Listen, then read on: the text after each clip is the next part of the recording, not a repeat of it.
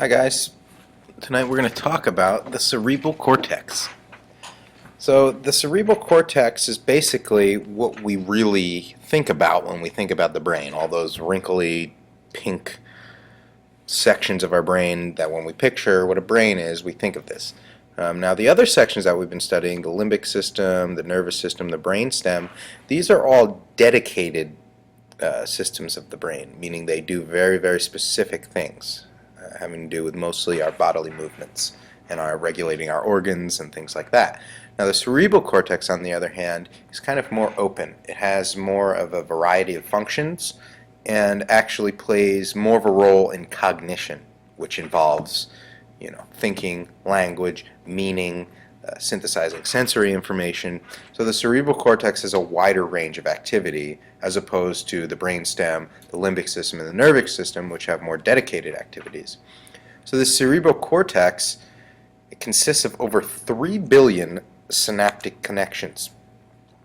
And again, this 300 billion synaptic connections, that's a lot of connections. So this is this gray, barky structure, pinky, barky structure. It's wrinkled in order to create more surface area for all of these neurons. So if we wrinkle stuff up and put it together like that, more neurons can exist in a smaller area. That's why our brain is all wrinkly.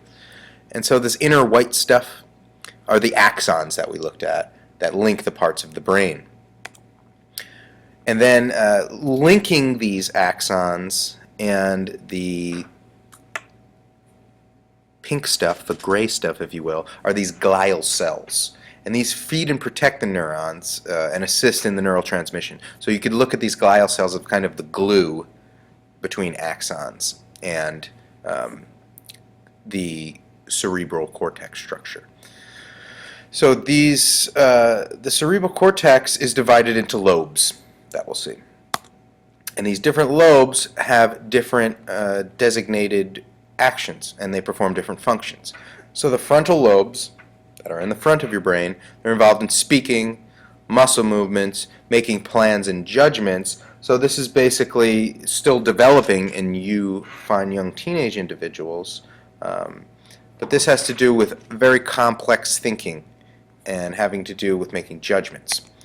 So the second, parietal lobes, have to do with the sensory cortex. The occipital lobe includes the visual areas. They receive visual information from the opposite visual field. So your left eye gets processed by your right occipital lobe and vice versa. And then we have the temporal lobes, located basically on your temples. So temple, temporal, and includes the auditory processing areas. And that's easy because it's right by our ears.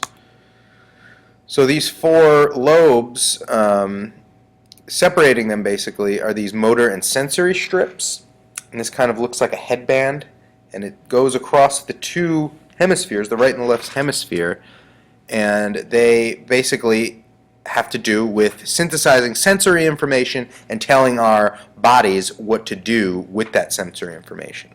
So if you look at this diagram here, we can see that when we're receiving sensory information, different parts of the brain are responsible for receiving information from different parts of the body. And if you look, you see it's kind of warped like that. Basically, the more sensory information is taken in by a specific area, the more brain space or surface area they get. So look at the amount of sensory information that gets synthesized by the face through the eyes, the nose, and the mouth.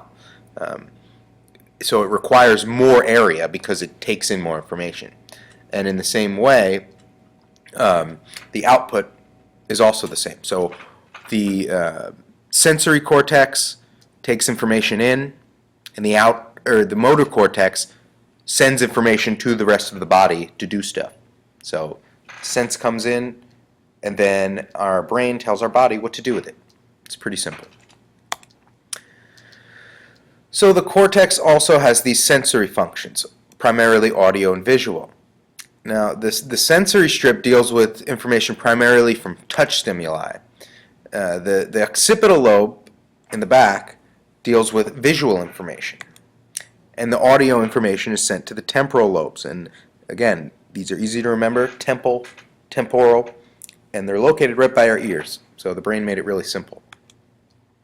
This visual cortex, the reason that we know about what happens in our brains is because we do these things like fMRI scans, where we had a person look at a photograph and the part of the brain that lit up was this visual cortex.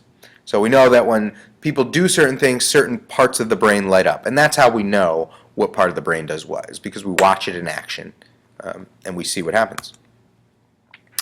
Now, this association function of the cortex, this has to do with basically synthesizing information, making connections between different ideas and concepts, but also giving meaning to concepts. So as you can see, the more advanced an animal becomes, and by advanced meaning they can do more things, the more association areas of the brain they have. So look at the rat.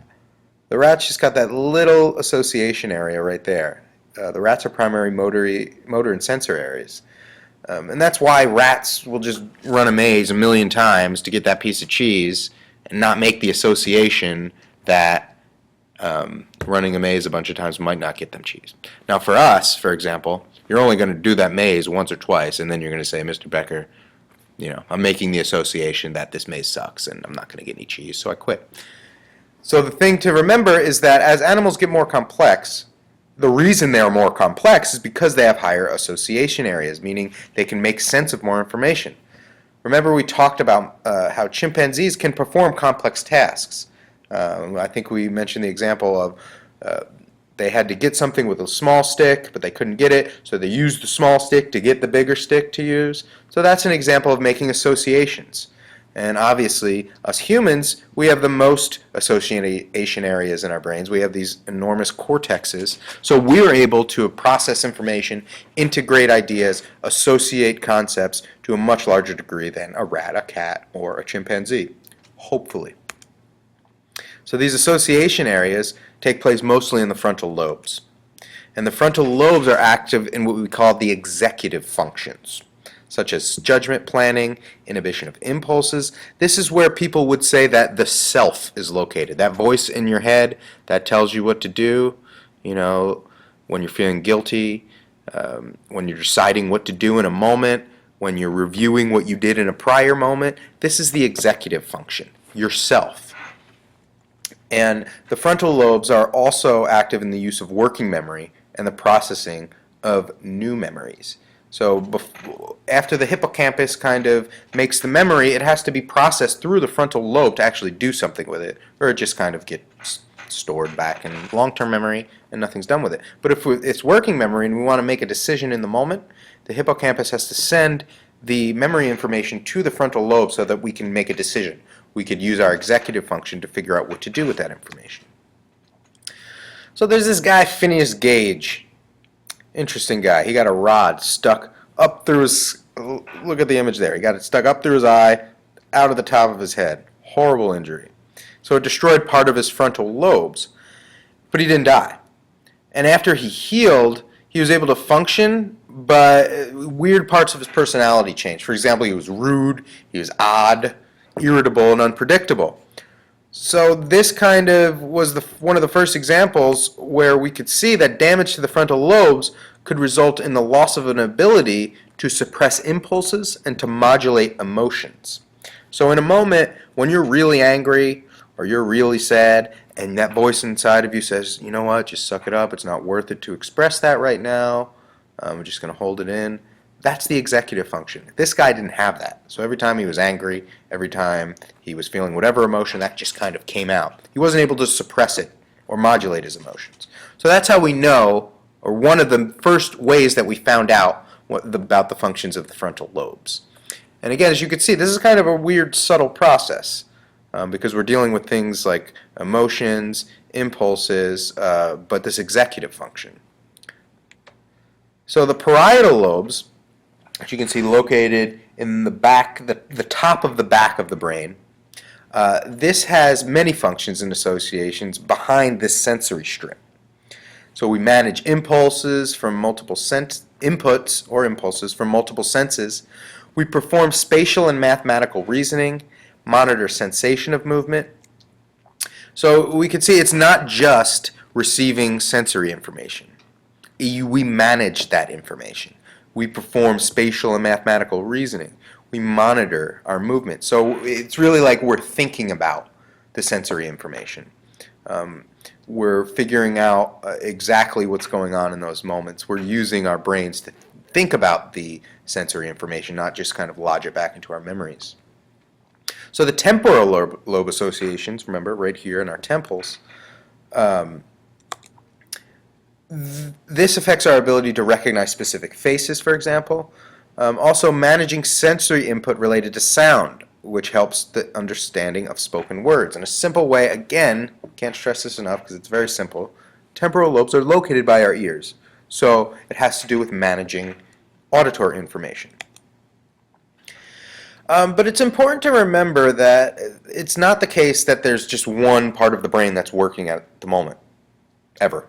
It's always multiple parts of the brain. Usually your whole brain is active in every moment that you're alive. And these parts of the brain communicate with one another. Nothing exists in isolation from other parts of the brain. It's all working as a whole. That's why we call it a brain, and we don't call it by its individual sections. So such things as memory, language, attention, when we meditate or do some spiritual practice, yoga or chanting or something like that, these require whole brain activity. And just general consciousness, being awake, being aware, learning, interacting, this all involves whole brain activity. So when we're thinking of these different areas of the brain having specific functions, we shouldn't think of them happening sort of in isolation from one another, because it's all happening at the same time, and of course at lightning split-second speed. So the brain is a miraculous, ridiculously complex phenomenon. And by studying it, we could hopefully understand how this crazy mind of ours works. All right, that's it for today. Have a wonderful evening.